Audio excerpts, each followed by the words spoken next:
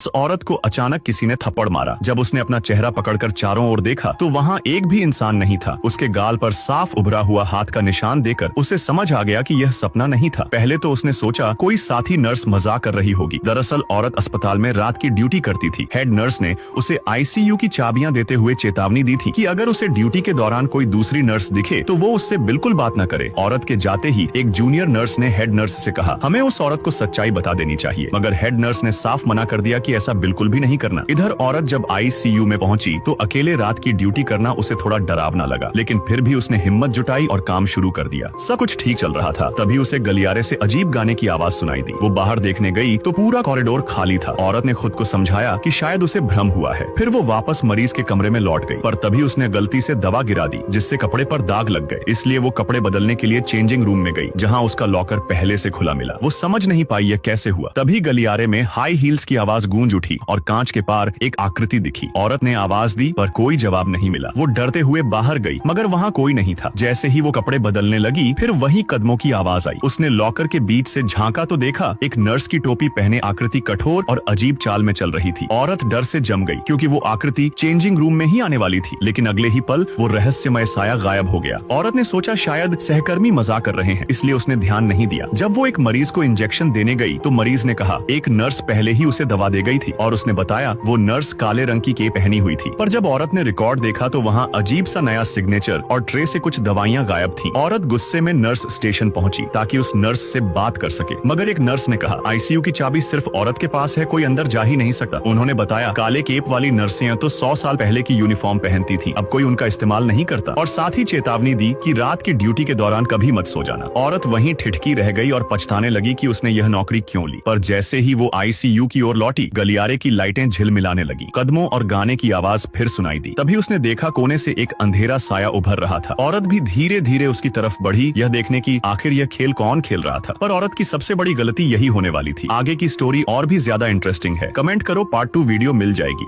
और फिर video like करने पर पार्ट 2 मिल जाएगा।